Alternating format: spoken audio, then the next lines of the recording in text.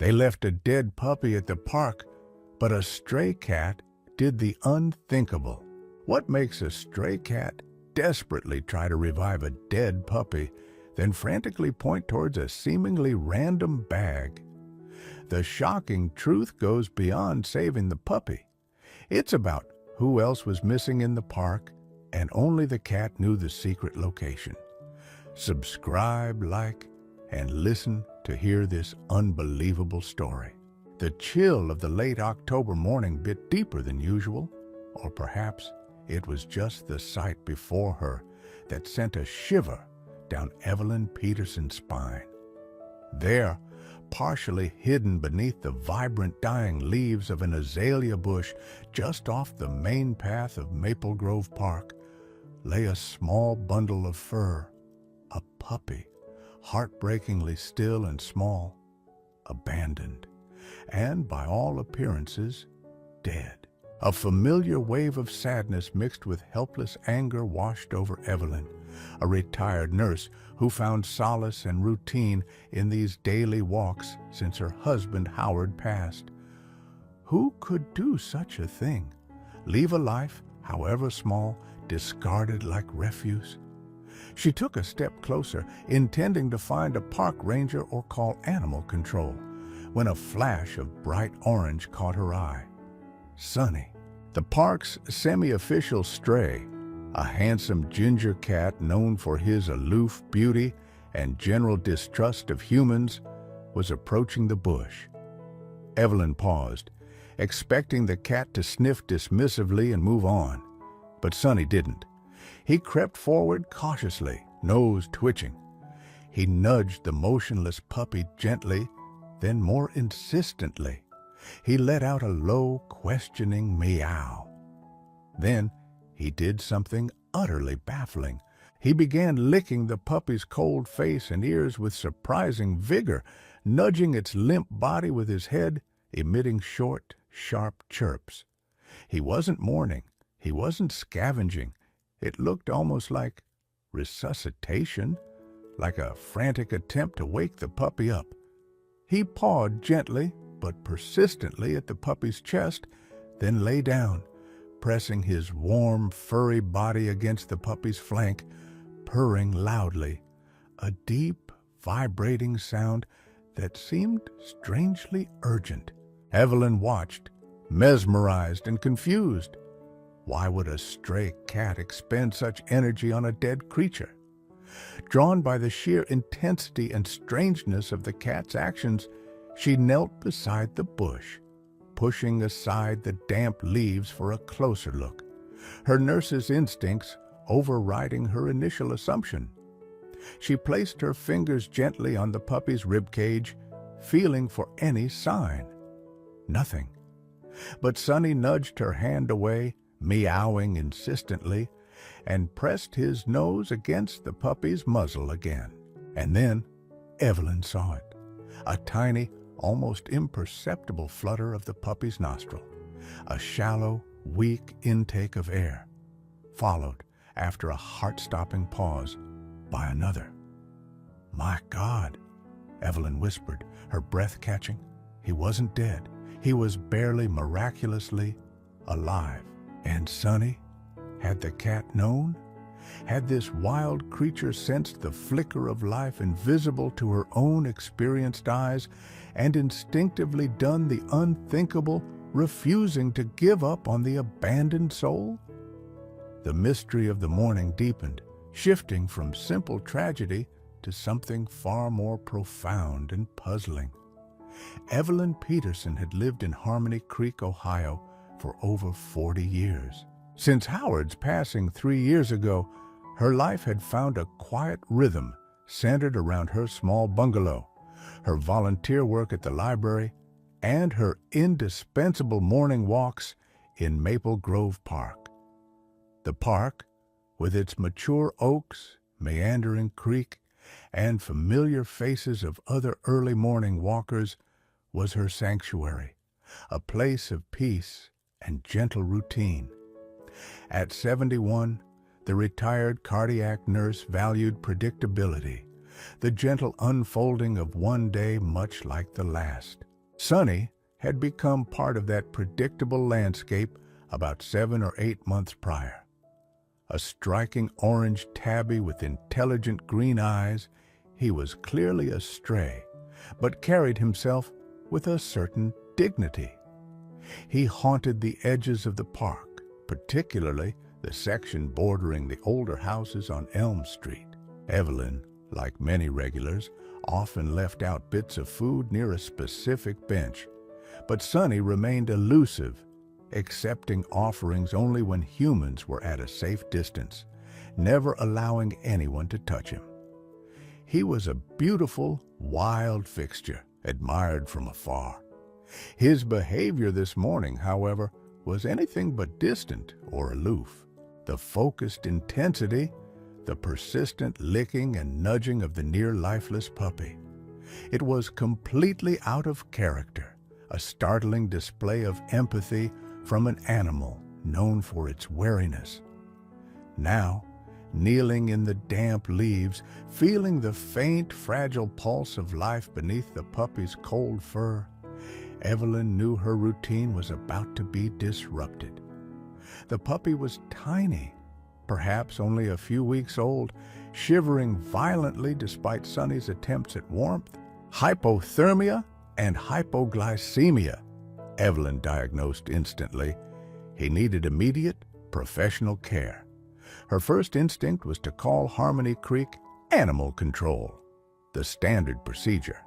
But looking at Sunny, who hadn't stopped his ministrations, still purring and licking the puppy as if willing it to live, Evelyn felt a surge of something more than just civic duty.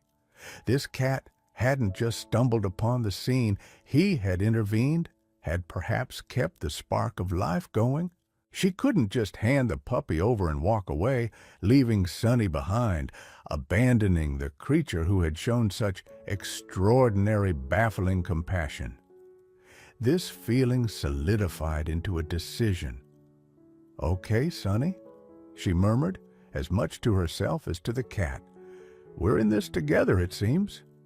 Carefully, she unwrapped the warm woolen scarf from her own neck. Gently, she scooped up the tiny puppy, Sunny momentarily pausing his licking to watch her with those intense green eyes. She bundled the pup securely in the scarf, tucking it inside her coat for warmth. Her goal was no longer just to report an abandoned animal. It was to save this puppy and to understand, perhaps even help, the remarkable cat who had refused to let it die alone. This unexpected alliance, forged over a barely living creature under an azalea bush, became her inciting incident, propelling her out of her quiet routine and into the heart of an unfolding mystery.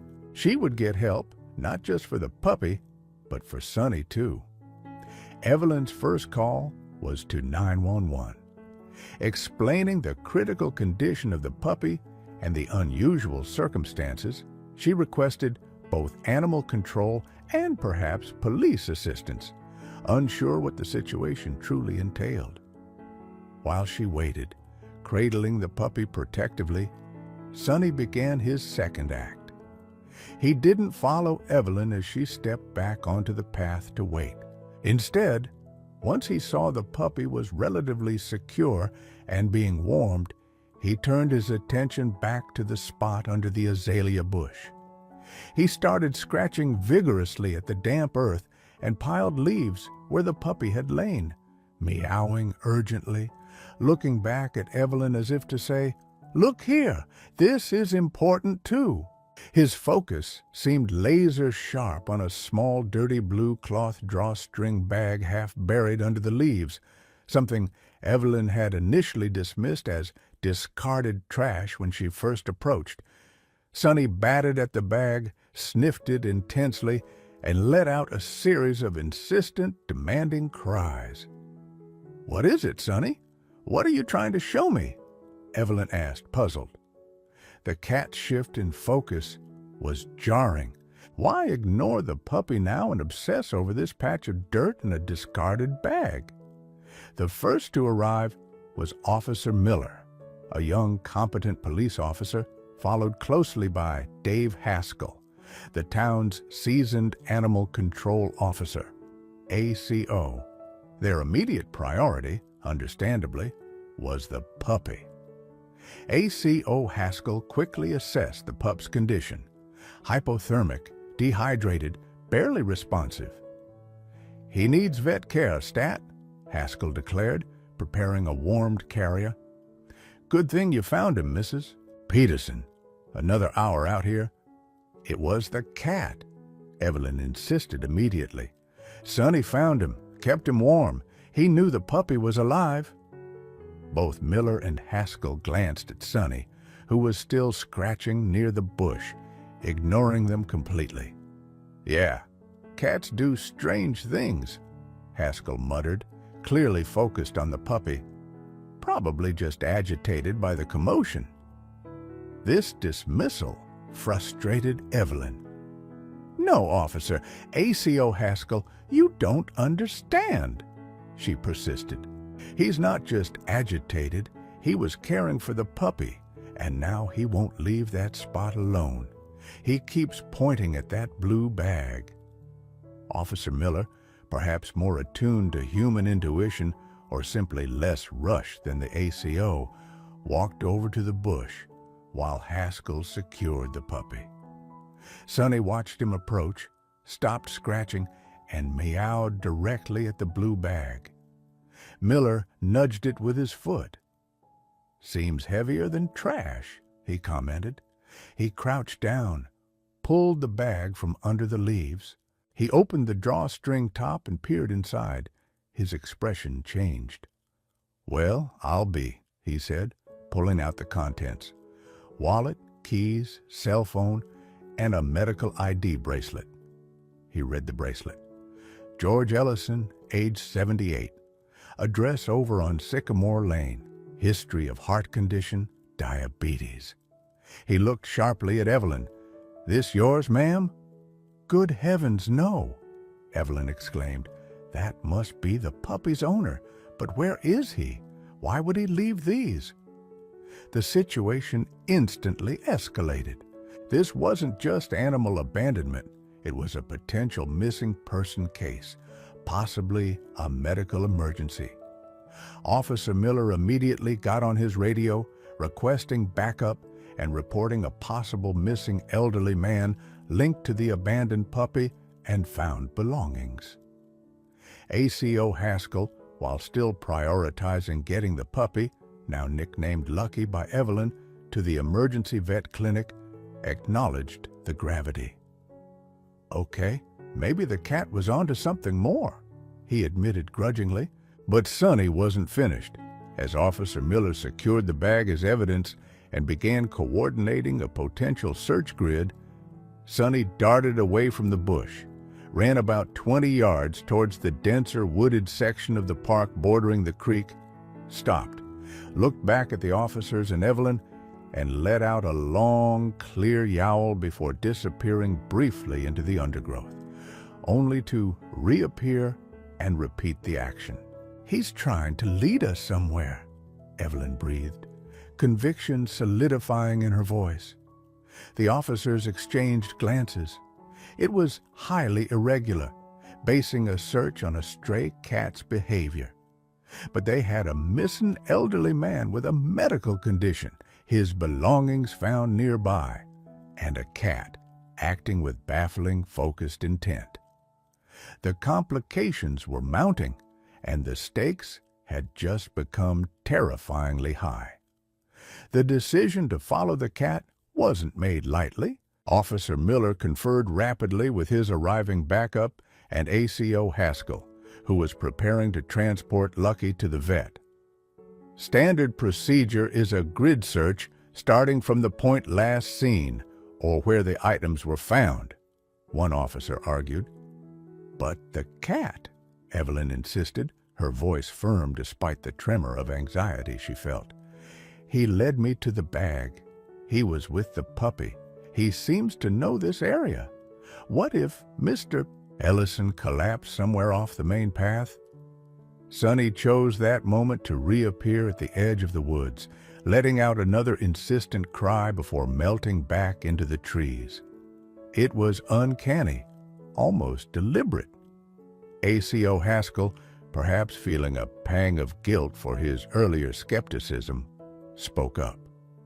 "You know," he said thoughtfully, "animals sometimes stick close to their owners if they're down, especially if the owner is unresponsive. Maybe the cat's been going back and forth between the owner and the puppy." That possibility, combined with the lack of any other immediate leads, tipped the balance. "All right," Officer Miller decided, making the call. "We'll focus the initial search in the direction the cat seems to be indicating. Haskell, get that pup to Doc Green's clinic. Keep us updated. Mrs. Peterson, you should probably head home. We'll contact you." "No," Evelyn interrupted, surprising herself with her own firmness. "Mr. Ellison is my neighbor, in a way. Sonny trusted me. I'm staying." There was a quiet authority in her tone, born of her nursing background and her sudden, fierce investment in this unfolding drama. Officer Miller looked at her for a moment, then nodded. "Okay, ma'am. Stay close behind us." This was Evelyn's turning point. She was no longer just a bystander who found a puppy. She was an active participant, placing her faith in the instincts of a stray cat, committed to seeing this through. The search began, officers moving cautiously into the wooded area, following the general direction Sonny had indicated. The terrain quickly became more difficult. Uneven ground, tangled underbrush, the creek meandering nearby. Sonny proved an elusive guide. He would reappear periodically, sometimes letting out a meow from a distance, sometimes darting across their path before vanishing again, always seeming to draw them deeper into the less traveled part of the park. Several times they thought they'd lost him completely, their hopes dipping. Doubt began to creep into Evelyn's mind. Was she leading these officers on a wild goose chase based on a stray cat's random movements? Was she projecting meaning onto coincidence? Then, one of the officers found something. A man's leather glove lying near the creek bed, partially covered by leaves. Evelyn recognized the style. It looked like something an older gentleman might wear. Officer Miller confirmed via radio dispatch that Mr. Ellison's family, contacted via his emergency information, reported he often wore such gloves on his walks. They were on the right track. Minutes later, Sonny reappeared, this time closer, near a dense thicket, overhanging a steep, muddy embankment leading down towards the creek. He wasn't darting away now. He sat at the edge of the thicket, looking down, and let out a series of low, mournful yowls, very different from his earlier frantic cries. It was a sound that spoke of finality, of distress directed downwards. "He's found something," Officer Miller said grimly, signaling his team forward. Evelyn's heart pounded. They had followed the cat, trusted his strange insistence, and now, it seemed, he had led them to the end of the trail. The sense of dread was heavy, but it was eclipsed by the urgent need to know what lay hidden in the thicket below. The point of no return had been reached. The answer lay just ahead. The approach to the thicket was cautious. Officers pushed aside tangled vines and low-hanging branches, mindful of the steep, slippery embankment. Sonny remained near the edge, watching intently, occasionally letting out a soft, anxious chirp. Evelyn stayed back slightly with one of the officers, her hands clenched, praying desperately that they weren't too late. "See something?" Officer Miller called down to the lead officer, carefully making his way into the dense brush. "Yeah. Wait a minute. Yes. Subject located." The call came back, tense but controlled. "Down an embankment, partially concealed, doesn't look responsive. Requesting EMTs to stage at the path. We'll need extraction gear." The news hit Evelyn with a conflicting wave of dread and faint hope. Located, not necessarily gone. The officer hadn't said deceased. While Officer Miller relayed information and coordinated the incoming emergency medical team, other officers worked to clear better access to the spot, pushing back thorny bushes and establishing safer footing on the slope. Evelyn, unable to just stand by, moved closer to the edge, peering down. She could just make out a shape huddled at the base of a large tree near the creek. An older man in a blue jacket lying unnaturally still. Sonny crept forward too, now silent, watching the activity below with unwavering focus. The wait for the paramedics felt interminable, though it was likely only 10 or 15 minutes. The park, usually a place of peace for Evelyn, felt alien and menacing, the rustling leaves and gurgling creek amplifying the tension. She thought about Mr. Ellison, collapsing alone, his loyal puppy staying nearby until it too succumbed to the cold.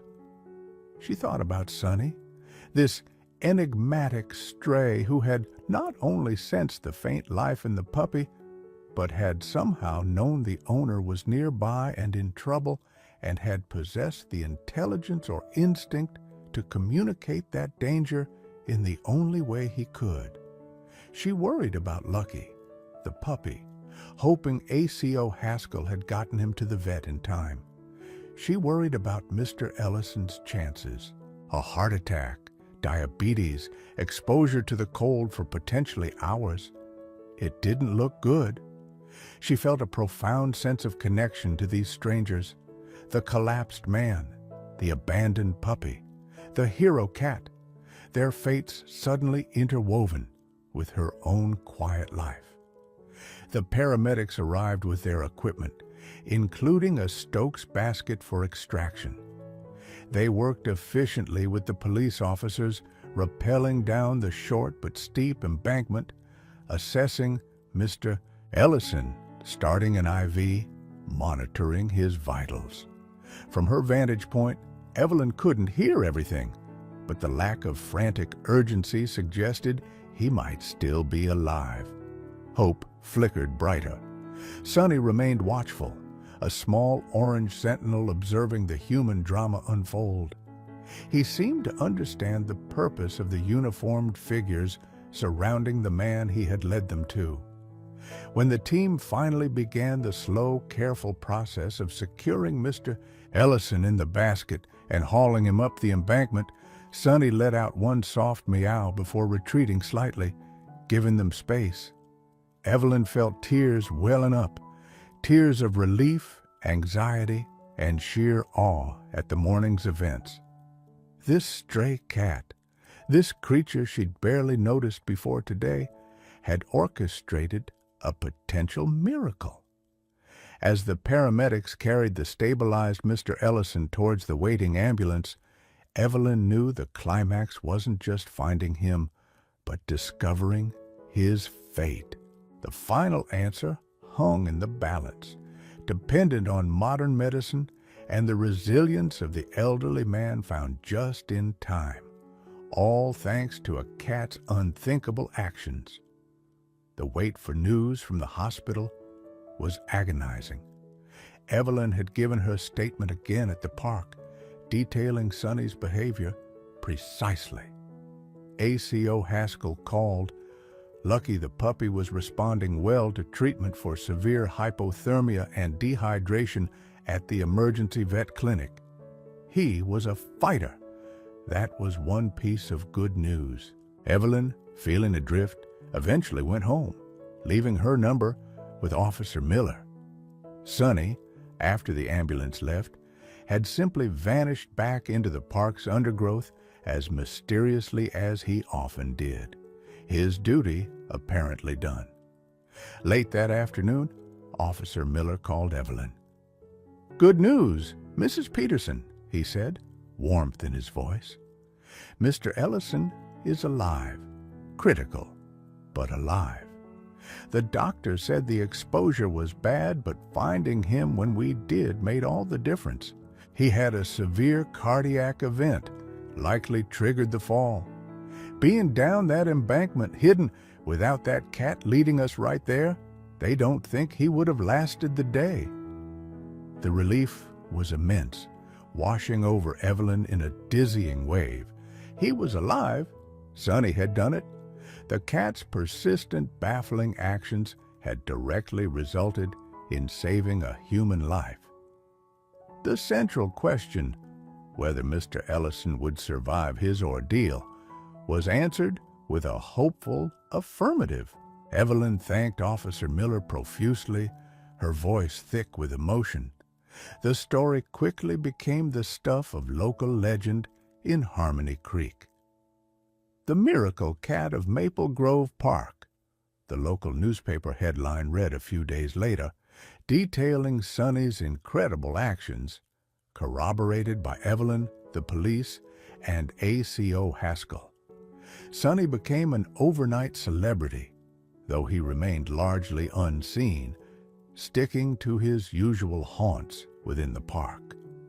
Mr. Ellison remained hospitalized for over a week, slowly recovering.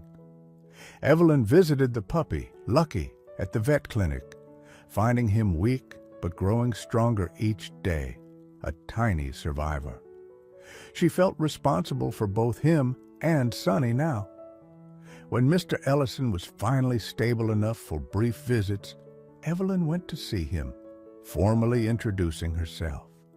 He was frail, his memory of the event hazy, but his family had told him everything about the puppy, the cat, the blue bag, the rescue.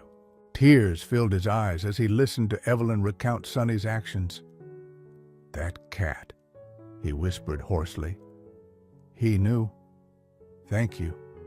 Thank you for listening to him." Mr. Ellison's recovery was slow, and it became clear he wouldn't be able to return to living alone or caring for a puppy immediately. His family arranged for him to move into an assisted living facility nearby. The question arose, what would happen to Lucky and Sonny? Mr. Ellison tearfully asked Evelyn if she might consider taking Lucky, knowing his deep connection to the events. As for Sonny, everyone agreed the heroic cat deserved a proper home, but he remained stubbornly elusive, still wary of most humans despite his newfound fame. Evelyn didn't hesitate. She had already fallen in love with the resilient puppy, and she felt an unbreakable bond with Sonny, the catalyst for the whole ordeal. She officially adopted Lucky from the vet clinic once he was fully recovered. Then patiently, persistently, she began working to earn Sonny's trust completely. She started leaving food not just in the park, but on her own back porch adjacent to it. She sat outside quietly, reading, letting him approach on his own terms. Slowly, mirroring the way their park acquaintance had begun, Sonny started venturing into her yard, then onto her porch, and finally, one cool evening, he slipped through the open door into her kitchen, looked up at her, and gave a soft meow. He was home. Evelyn's quiet life transformed. Her peaceful house was now filled with the click-clack of Lucky's puppy paws and the silent, watchful presence of Sonny. Her morning walks in Maple Grove Park continued, now with an energetic Lucky trotting beside her, and Sonny often appearing to join them, walking proudly alongside, no clinging required. Sometimes they would pause by the bench near the azalea bush, a silent acknowledgement of where their story began. Sonny remained slightly aloof with strangers, but with Evelyn, he was affectionate and deeply bonded, often curling up near her reading chair in the evenings. He was no longer just a stray, but a cherished member of an unlikely family forged by crisis and compassion. Evelyn, who had expected her retirement years to be quiet and predictable, found herself with a renewed sense of purpose, two loving animal companions, and a remarkable story to tell, a testament to the surprising connections and quiet heroism that could emerge from the most unexpected corners of life, all thanks to the unthinkable actions of a stray orange cat in the park. Mr. Ellison's recovery was slow, and it became clear he wouldn't be able to return to living alone or caring for a puppy immediately. His family arranged for him to move into a comfortable room at the Harmony Creek Assisted Living Facility just across town. During one of Evelyn's visits to the recovering Lucky at the vet clinic, Mr. Ellison's daughter tearfully asked Evelyn if she might consider taking Lucky permanently. "Dad talks about him constantly," she explained, "and about you and that amazing cat. He feels such a connection knowing Lucky stayed with him. It would mean the world to him if Lucky had a loving home with someone involved in his rescue." As for Sonny, everyone agreed the heroic cat deserved a proper home, but he remained stubbornly elusive, still wary of most humans despite his newfound fame. Evelyn didn't hesitate about Lucky. She had already fallen in love with the resilient pup. Bringing him home felt right, a natural extension of the morning's events. Sonny was the greater challenge, but also the deeper pull. She felt an unbreakable bond with Sonny, the quiet catalyst who had orchestrated everything. She owed him safety, comfort, and understanding. She officially adopted Lucky, a bundle of growing energy and affection. Then, patiently, persistently, she began working to earn Sonny's trust completely. She started leaving food not just in the park, but on her own back porch, which bordered the familiar territory Sonny roamed. She never pushed, never chased. Often, she would simply sit outside on her porch swing in the late afternoon, reading quietly, letting Sonny observe her from a distance. Sometimes, she would murmur stories about Howard, about her day, about Lucky's latest antics, projecting calm and gentle intention, slowly mirroring the way their park acquaintance had begun. Sonny started venturing closer, first into the yard, then sniffing cautiously at the steps, finally leaping silently onto the porch railing to watch her read. He'd accept food left there, his green eyes still watchful, but losing their sharp edge of fear. The breakthrough came one cool evening weeks later. Evelyn had left the back door slightly ajar. After finishing his porch meal, Sonny hesitated, then slipped silently inside. He walked into the kitchen, sat down, looked up at Evelyn with an expression that seemed to hold a question, and gave a soft, almost hesitant meow. Evelyn felt tears spring to her eyes. "Welcome home, Sonny," she whispered. He was home. Evelyn's quiet life blossomed.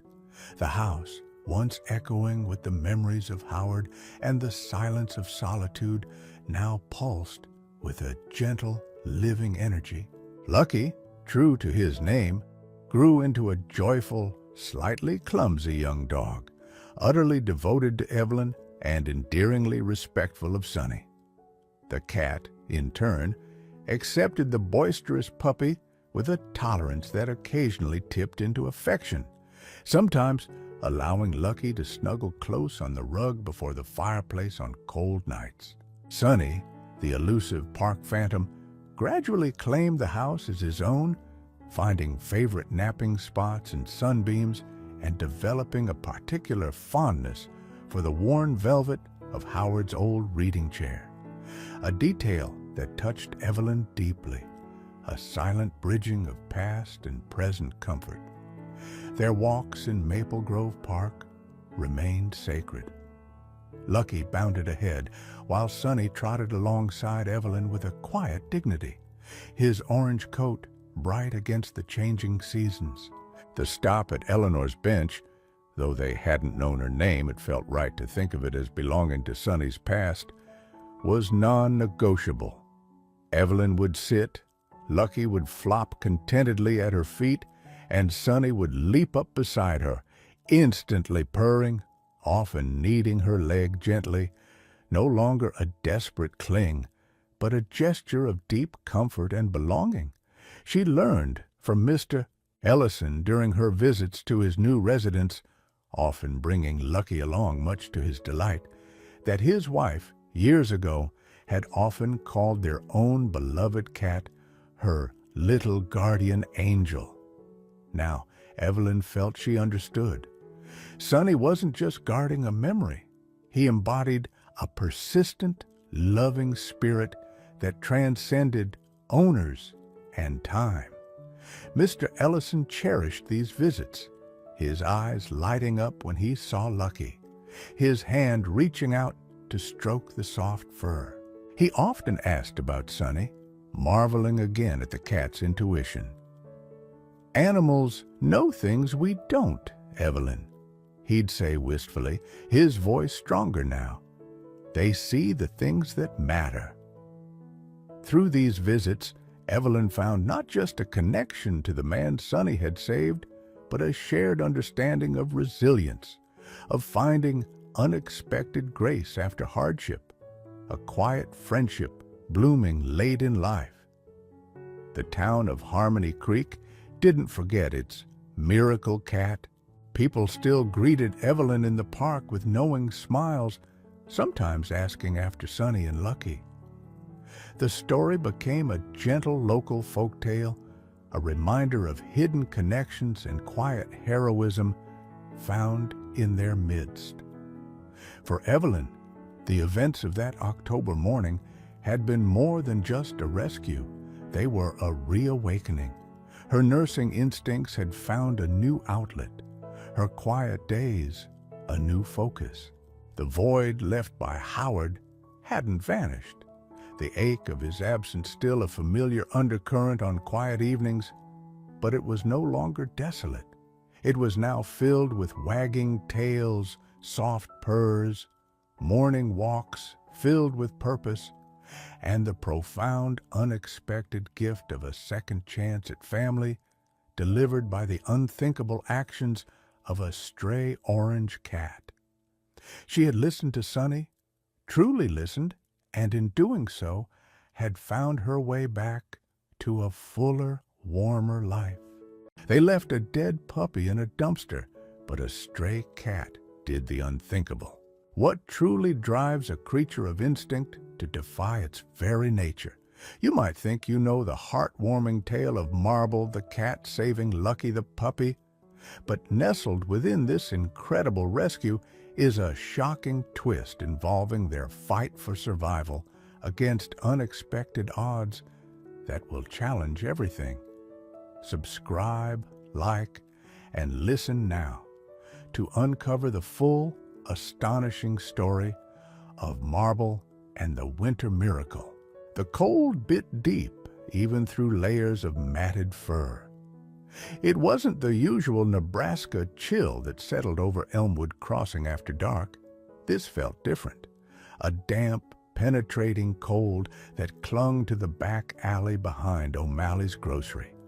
The wind, a low moan through the gaps in the rotting fence, carried the scent of decay and something else, something metallic and vaguely sweet, like spoiled fruit mixed with damp earth. It was a smell that prickled the instincts, a scent that whispered of wrongness. Marble, a tomcat the color of faded terracotta roof tiles, usually approached the dented green dumpster with cautious confidence. Tonight, his steps faltered on the cracked asphalt. The usual hierarchy of nighttime scavengers, the jittery skunks, the lumbering raccoons, the shifting alliances of other feral cats, seemed absent. Only the wind and the distant hum of Highway 6 broke the silence. He leaped onto the precariously balanced lid, his claws finding purchase on the cold metal. His routine was simple: scan, assess, descend, scavenge, retreat. But the smell pulled him short. It wasn't coming from the usual discarded scraps O'Malley tossed out.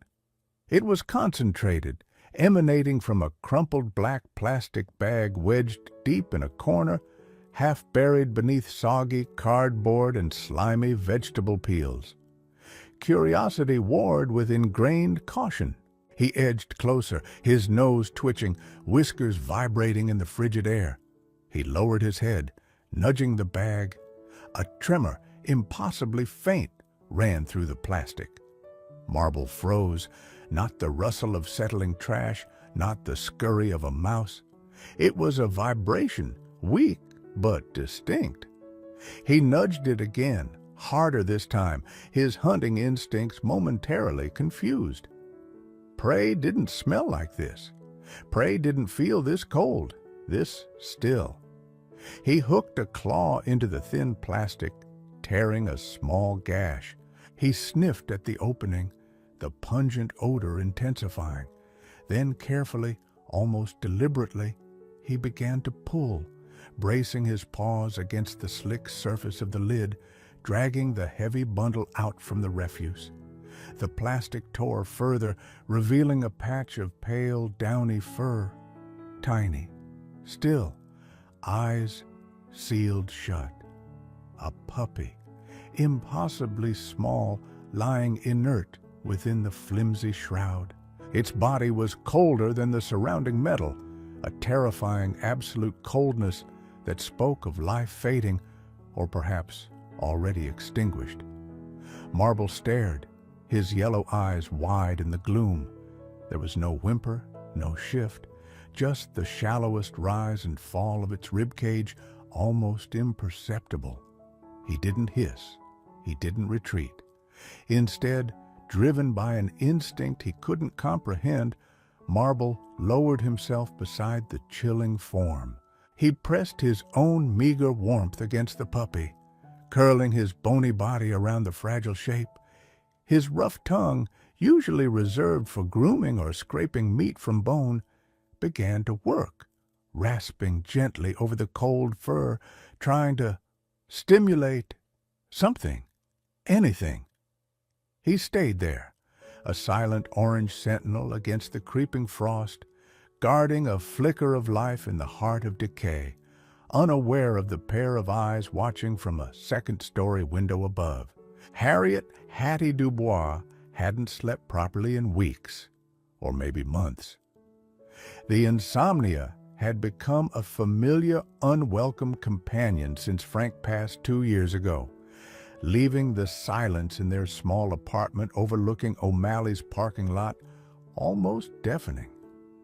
She'd lived in Elmwood Crossing, Nebraska, her entire 73 years, seen it shift from a bustling farm town to a quiet waypoint, bypassed by the interstate bustle. Now, her world felt contained within these four walls, the highlight often being the dramas that unfolded in the alley below. She knew the regulars, the sleek black cat she privately called Shadow, the masked bandit raccoon family that raided the dumpster with military precision, and Marble. Marble was different. He wasn't sleek or particularly handsome.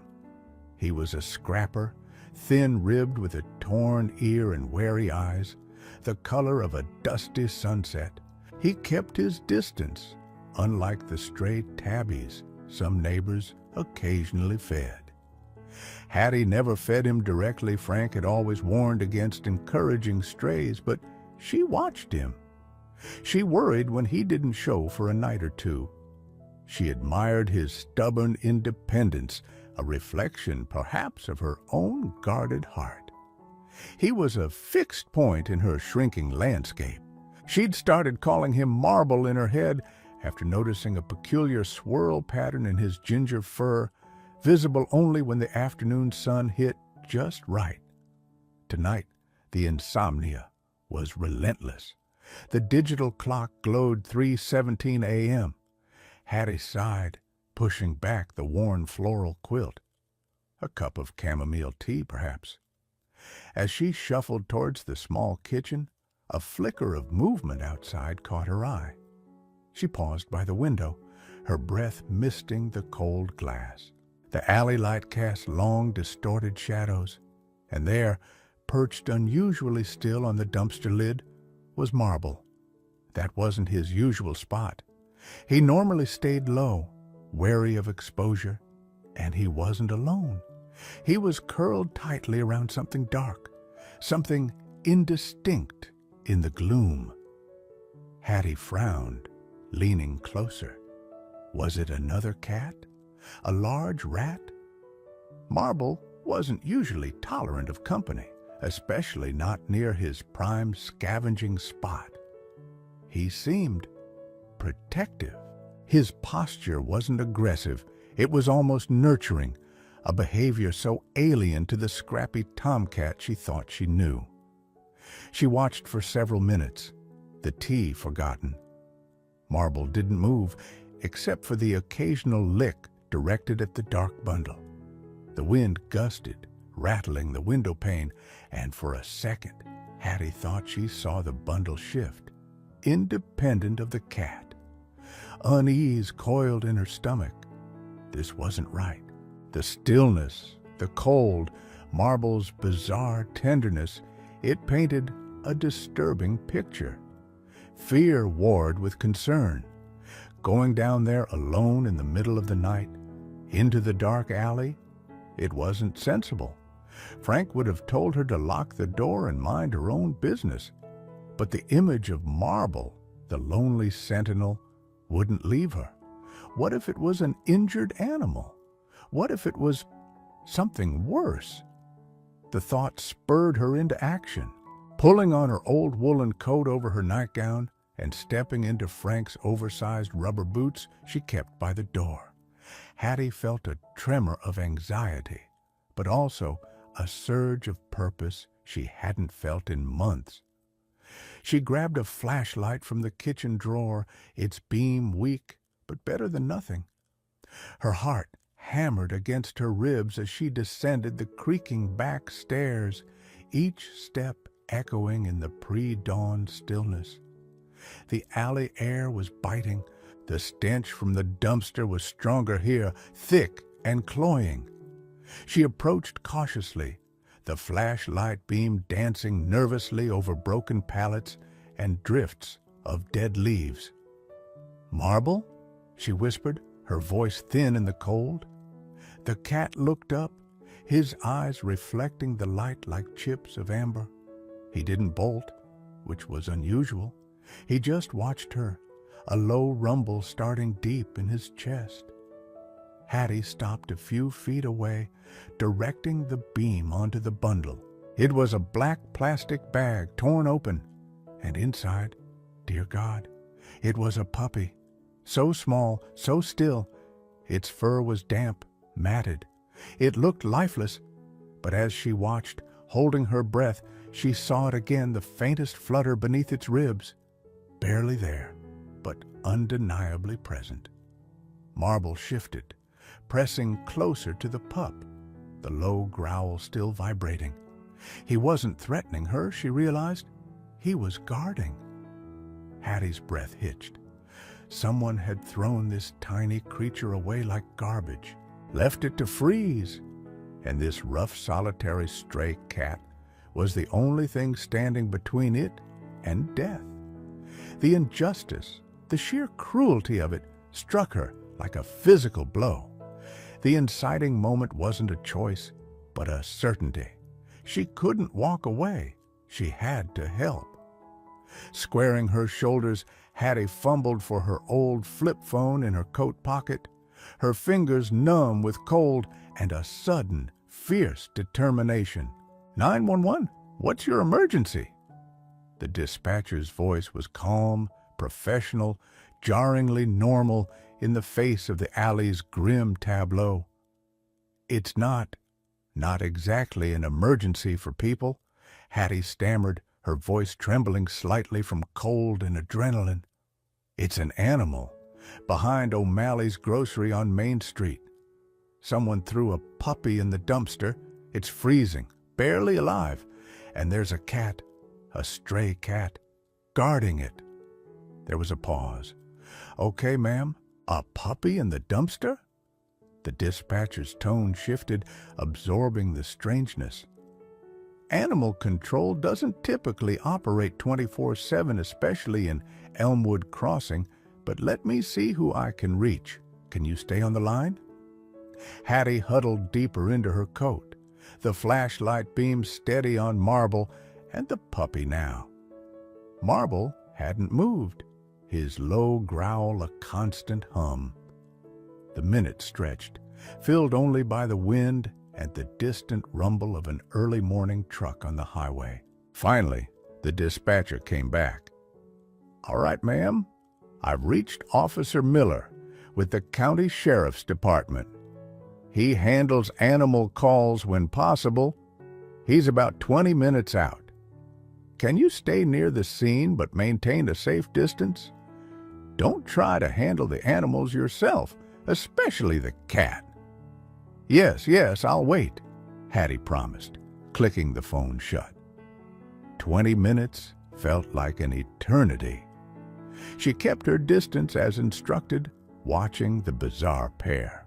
Marble occasionally licked the puppy's head, a slow, methodical rasping. Was he trying to warm it? Clean it? Or was it something else entirely, some feline instinct she couldn't fathom? The puppy remained terrifyingly still.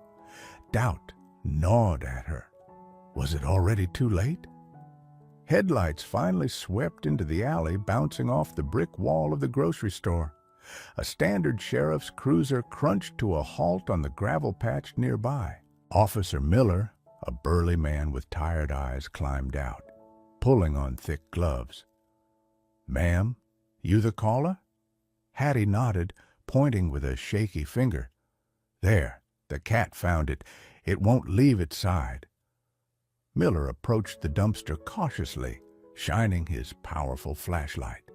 He whistled softly. Well, I'll be. Never seen anything quite like it. He assessed the situation. The puppy was clearly critical. The cat was an unknown variable feral, protective, potentially aggressive. Okay, plan is this. I've got a carrier and a blanket in the trunk. We need to get the pup secured and warm first. The cat, well, we'll have to see. Getting the puppy away from Marble proved tense. As Miller reached slowly towards the plastic bag, Marble hissed, a proper ears-flat warning this time, revealing surprisingly sharp teeth. He swiped, claws extended, catching the officer's glove. Whoa there, fella, Miller grunted, pulling back.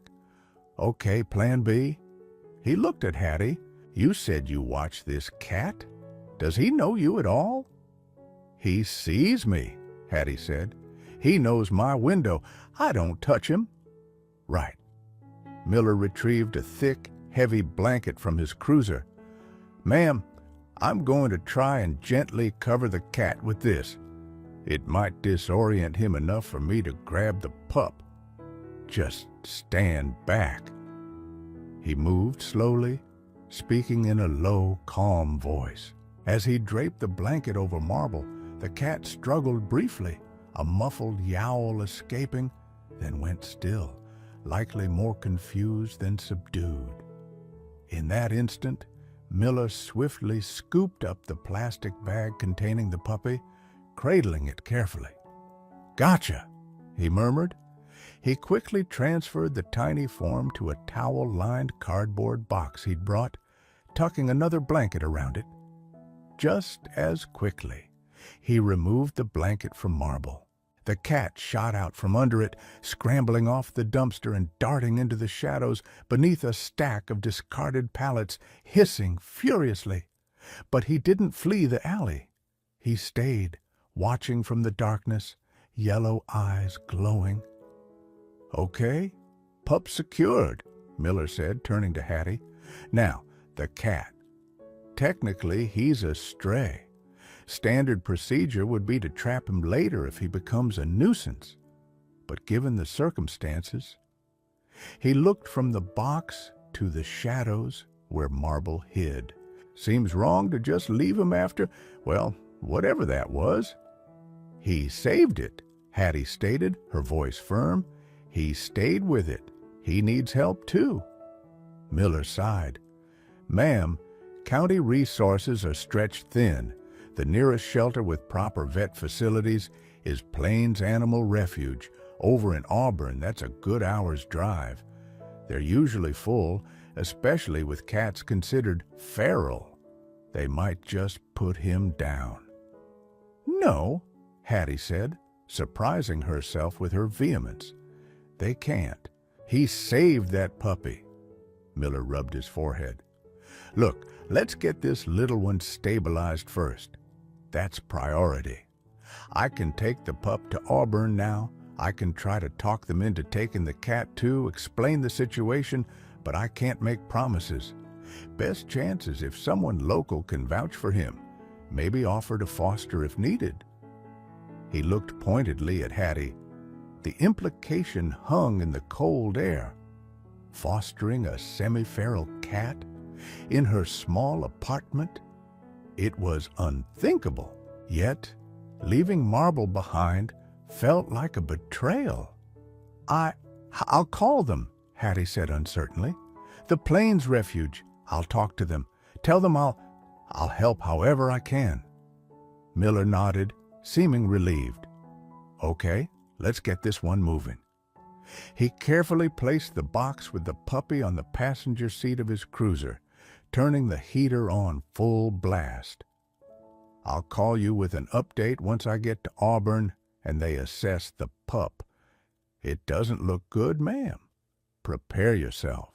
As the cruiser pulled away, leaving Hattie alone in the graying dawn, she looked toward the pallets. Two yellow eyes blinked back at her from the shadows. The alley felt colder, emptier. She had set something in motion, made a promise she wasn't sure she could keep. The puppy's survival was uncertain, Marble's fate was precarious, and her quiet, predictable life had just become incredibly complicated. The long drive to Auburn later that morning, filled with anxiety, would be just the beginning. She arrived at the noisy, disinfectant-scented shelter to find Officer Miller talking quietly with a woman in blue scrubs, Dr. Evans, the head veterinarian. The news wasn't good. The puppy, a female they were already calling Lucky, was severely hypothermic, malnourished, and barely responsive. Her chances were slim, and Marble. He was huddled in a small cage in the intake area, refusing food, hissing at anyone who approached, his eyes constantly scanning as if looking for the tiny creature he'd protected. The complications were just beginning to mount. The next few days blurred into a routine of anxious phone calls and worried visits. Hattie drove the hour to Plains Animal Refuge every afternoon, peering through the kennel bars at the two unlikely patients. Lucky remained in critical condition, hooked up to IV fluids and warming lamps in the clinic's small ICU. Dr. Evans was cautiously optimistic, but brutally honest. "She's fighting, Harriet," she'd said, using Hattie's first name now, sensing her deep investment. "Her temperature is stabilizing, but she's incredibly weak. The first 72 hours are crucial, and even then, there could be underlying issues from the exposure and neglect." Marble was another story. He remained withdrawn and hostile in his cage, a ball of tense ginger fur. He ate little, only when no one was watching, and hissed at any approach. Yet, whenever a staff member took Lucky out for a brief checkup or weigh-in, Marble would press against the bars, his gaze fixed on the tiny bundle, a low growl rumbling in his chest. He wasn't adapting to confinement. He was enduring it, solely, it seemed, because Lucky was nearby. Hattie brought soft blankets from home, hoping a familiar scent might soothe him, but he ignored them. She spoke to him softly through the wire mesh, telling him about her day, about the weather back in Elmwood Crossing, anything to fill the silence. He just stared back, his amber eyes unreadable. The shelter staff were patient, but wary. "He's tough, Hattie," Maria, one of the senior kennel techs, admitted. "Definitely not used to people. If he doesn't start showing signs of socialization soon, placing him will be difficult. We're a no-kill shelter for adoptable animals, but feral is a tough label to overcome." Then came the turning point. It was nearly a week after the rescue. Hattie arrived to find Dr. Evans looking particularly grave. "Harriet, we need to talk about Lucky," she began, leading Hattie into her small office, away from the bustle of the clinic. "Her core temperature is stable, and she's taking some milk replacer by syringe, which is good news. But she's developed a respiratory infection. It's common in cases like this. The hypothermia compromises the immune system. We've started her on antibiotics, but it's a serious setback." Hattie's heart sank. Will she make it?" Dr. Evans hesitated. "We're doing everything we can, but puppies this young, this compromised, infections can overwhelm them quickly. Treatment will be intensive, requiring round-the-clock monitoring, possibly oxygen therapy. It gets expensive, Harriet, and frankly, even if she pulls through this infection, there's no guarantee there won't be long-term neurological or developmental issues from the initial lack of oxygen and severe cold."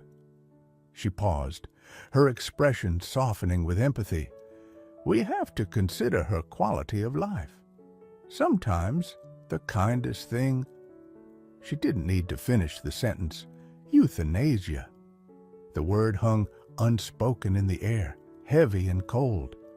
Hattie felt tears prick her eyes. After everything? After Marble had guarded her all night? After this tiny creature had fought so hard? "And Marble?" Hattie asked, her voice thick. "He's still not settling," Dr. Evans sighed. "He's stressed, losing condition. If we have to make that difficult decision for Lucky, I don't know what will happen with Marble. Keeping him long-term in this state isn't fair to him either. Without a foster placement willing to work extensively on socialization, or a barn cat program slot, which we don't currently have open, his options are very limited." Hattie sat there, the weight of it all pressing down on her. Two lives hanging in the balance, intertwined by a strange twist of fate in a cold alley. She thought of her quiet apartment, her predictable routines, the loneliness that had become her norm. Taking on a critically ill puppy and a semi-feral cat seemed utterly overwhelming, financially daunting, emotionally draining. It was madness. But then she pictured Marble, huddled protectively around that tiny, freezing form in the dumpster. She remembered the flicker of life she'd seen, the stubborn spark. She thought of Officer Miller's words, "Seems wrong to just leave him." Leaving either of them felt wrong. Abandoning them now felt like participating in the cruelty that had put them there in the first place. Something shifted inside Hattie. The hesitancy, the fear, solidified into resolve. She might be old, she might be alone, she might not have much money, but she had determination. She had Frank's old savings account they'd barely touched. She had time, and suddenly she had a fierce, undeniable purpose. She looked Dr. Evans straight in the eye. "No," she said, her voice clear and steady. "We are not giving up on Lucky. Whatever treatment she needs, we'll find a way. I'll pay for it. And Marble comes with her. If he needs fostering, I'll do it. I'll learn how to socialize him. They stay together. Both of them." Dr. Evans blinked, surprised by Hattie's sudden certainty. A slow smile spread across her face. "Harriet, that's wonderful. But are you sure? It will be a huge undertaking." "I'm sure," Hattie repeated, feeling a strength she hadn't known she possessed. "They deserve a chance, both of them, together." This was it, the point of no return. She had moved from concerned bystander to active champion. She walked out of the office not knowing exactly how she would manage it all, but knowing without a shred of doubt that she would. She went straight to Marble's cage. "Okay, you stubborn old thing," she murmured, pressing her fingers gently against the wire. "Looks like you and me and the little one are in this together." For the first time, Marble didn't hiss.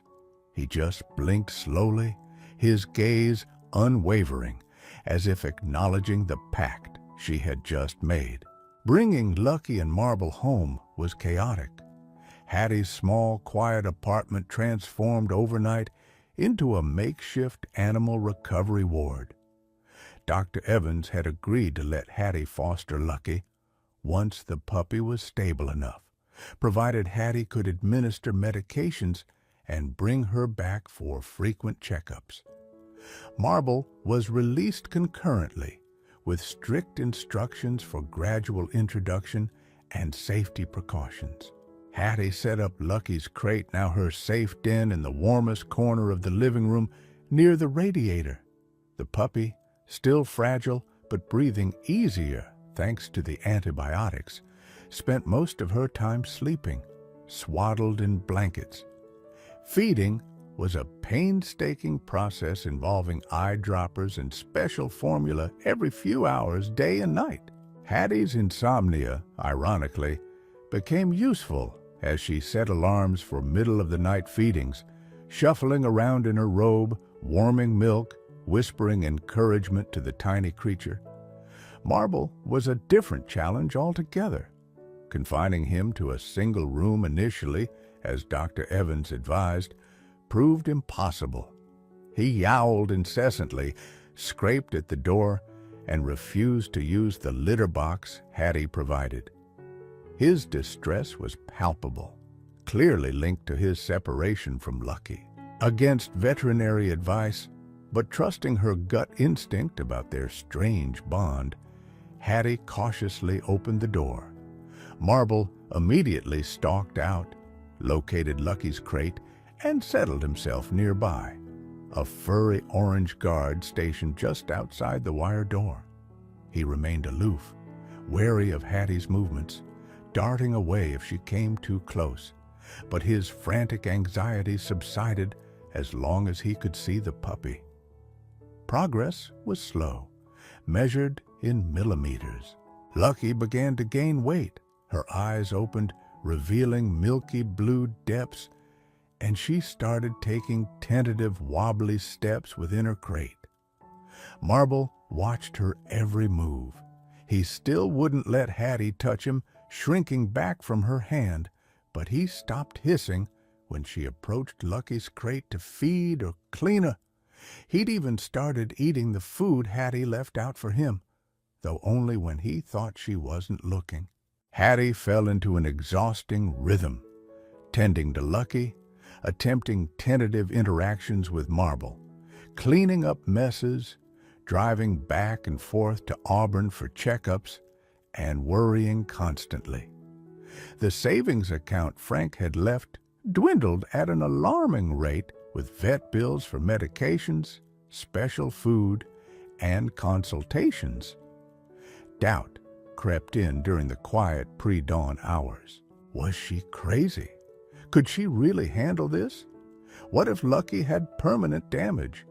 What if Marble never became tame enough to live indoors safely? A particularly rough patch came when Lucky, starting to explore beyond her crate during brief, supervised periods, had a small seizure. It was fleeting, lasting only seconds, but it terrified Hattie. A frantic call to Dr. Evans brought reassurance it might be an isolated incident related to her rough start, but they'd need to monitor her closely. The incident crystallized Hattie's fears about long-term complications, casting a shadow over Lucky's recovery. That night felt particularly dark.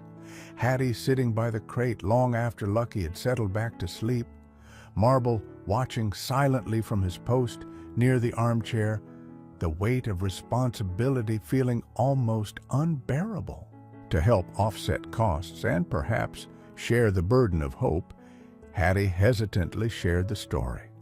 First, just with Mrs. Gable next door, who initially clucked her tongue about the foolishness of it all, but then started leaving bags of high-quality cat food on Hattie's doorstep. Then, encouraged, Hattie wrote a short post on the Elmwood Crossing Community Facebook page, sharing a picture of Marble watching over Lucky's crate, explaining their situation and the mounting vet bills. The response was unexpected. People were touched by the story of the stray cat saving the discarded puppy. Small donations started trickling in via online payment apps Hattie's tech-savvy grandnephew helped her set up. Someone dropped off bags of puppy pads. The local newspaper, the Elmwood Echo, sent a young reporter who wrote a heartwarming, if slightly sensationalized piece about the miracle on Main Street. This brought more support, but also complications. People started driving by Hattie's apartment building, hoping to catch a glimpse of the famous animals. One well-meaning but misguided woman even knocked on her door, demanding to see the hero cat, causing Marble to panic and wedge himself behind the refrigerator for hours. Hattie learned to keep her curtains drawn more often.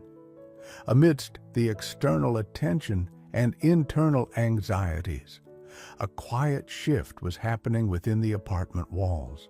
Lucky, growing stronger daily, started initiating interactions with Marble.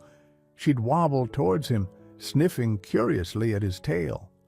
Marble, initially stiff and uncertain, began to tolerate her proximity.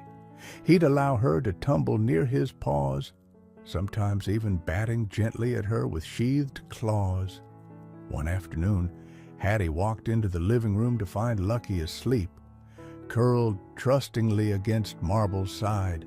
The cat didn't move, just blinked slowly at Hattie, a silent acknowledgement passing between them. Hattie also made tentative progress with Marble. She discovered he couldn't resist the lure of freeze-dried chicken treats. She started leaving a trail, leading closer to where she sat reading. Eventually, he'd snatch a treat left just inches from her hand, a major breakthrough. He still flinched at sudden movements, still wouldn't tolerate petting, but the deep-seated fear in his eyes was slowly being replaced by cautious curiosity. Dr. Evans declared Lucky officially out of the woods regarding the respiratory infection, and thankfully, no further seizures occurred. She was still small for her presumed age, likely a Chihuahua mix, but she was energetic, playful, and deeply bonded to both Hattie and Marble. The question now was formalizing the situation. Fostering was temporary. Hattie knew she couldn't let them go. The final step was adoption. She filled out the paperwork at Plains Animal Refuge, navigating the questions about her age, her living situation, her ability to care for two animals, one with potential ongoing needs and the other still technically semi-feral. The shelter board needed to approve the adoption, especially given Marble's status. It felt like the final hurdle, the last barrier before she could truly call them hers, before their little makeshift family could finally be secure. The date for the board review was set. Hattie gathered photos, vet reports, and a letter of support from Dr. Evans, preparing for the final step in solidifying their future together. The Plains Animal Refuge Board meeting room felt sterile and intimidating, all fluorescent lights and particle board furniture.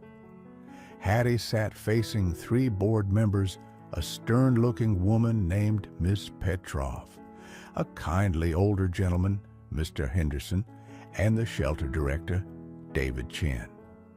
Dr. Evans sat beside Hattie, offering silent support. Mr. Chen shuffled the papers Hattie had submitted. "Mrs. Dubois," he began, his tone professional but not unkind, "we appreciate you stepping up to foster Lucky and Marble under extraordinary circumstances. We've reviewed Lucky's file. Dr. Evans gives her a clean bill of health now, which is wonderful news, a testament to both her resilience and your excellent care." He smiled briefly. "The board has no reservations about approving Lucky's adoption into your home." Hattie let out a breath she hadn't realized she was holding. One down. "However," Mr. Chen continued, his expression becoming more serious, "Marble presents a more complex situation. His intake designation was semi-feral.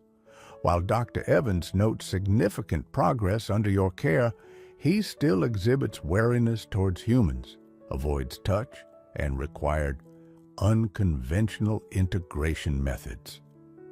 He glanced at Dr. Evans, who nodded slightly.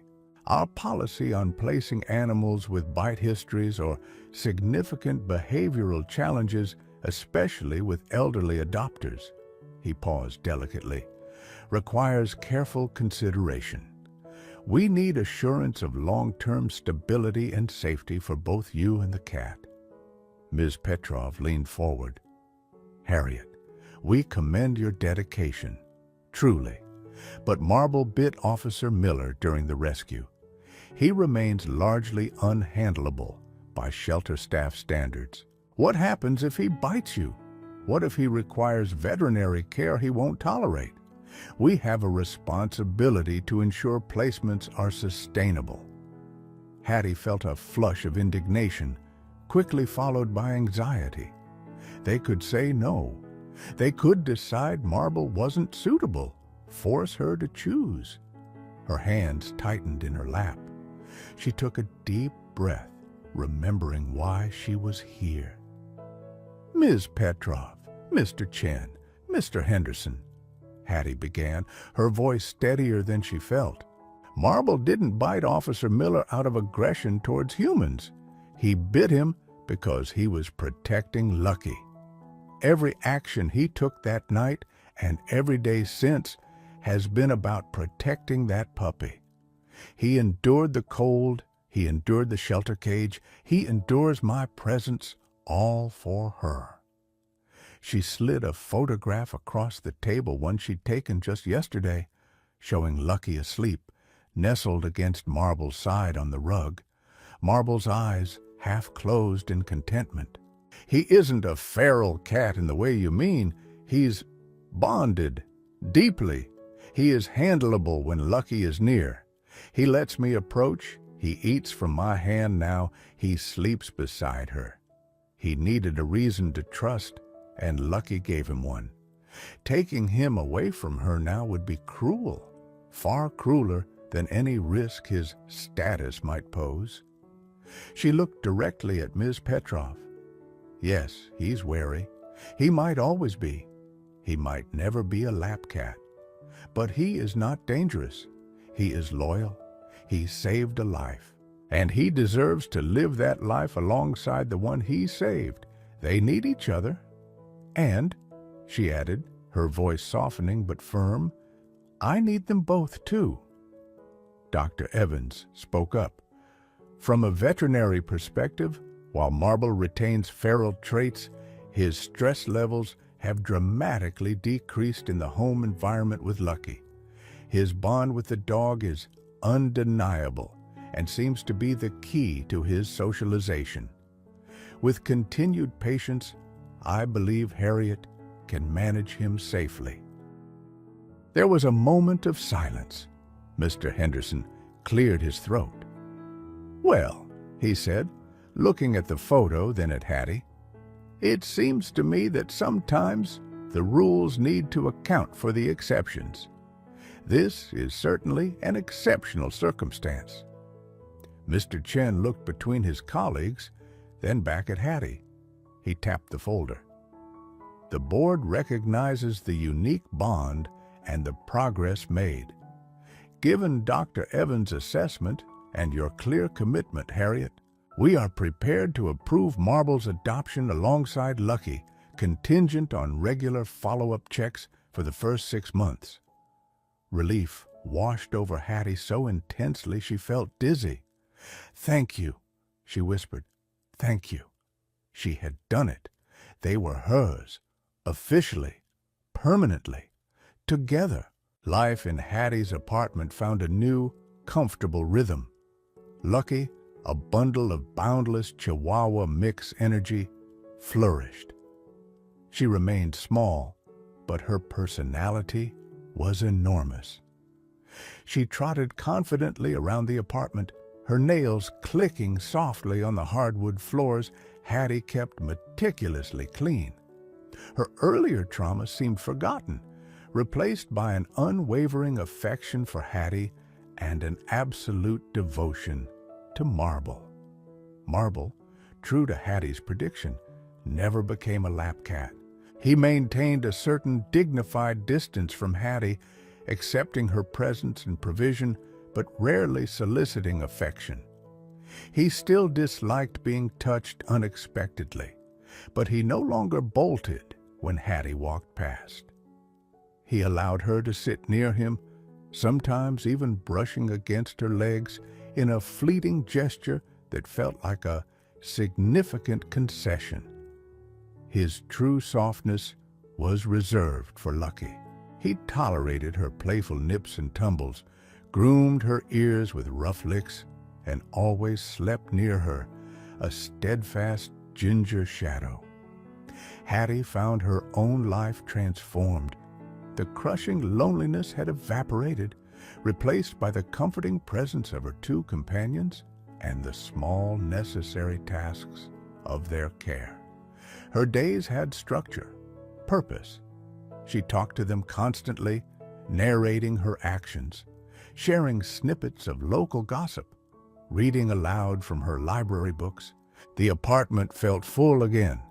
The story, initially sparked by the local newspaper article, did indeed find wider traction online after Hattie's grandnephew helped her post updates and photos to a dedicated page.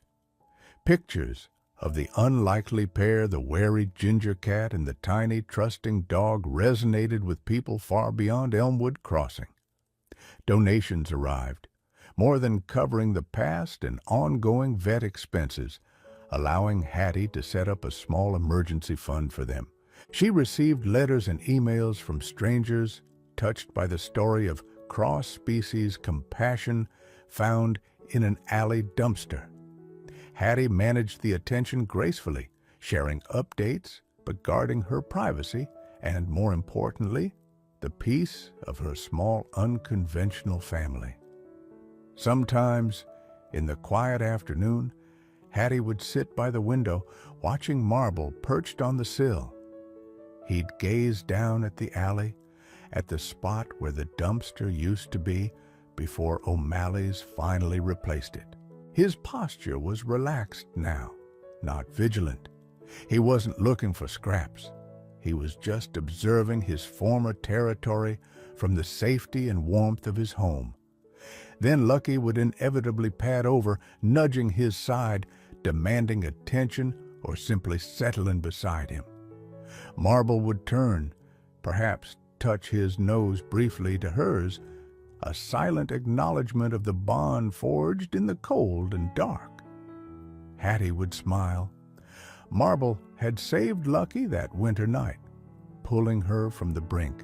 But in doing so, he had also saved himself, and in turn had brought unexpected warmth and purpose back into Hattie's own life, proving that sometimes the most profound connections bloom in the most unlikely of places.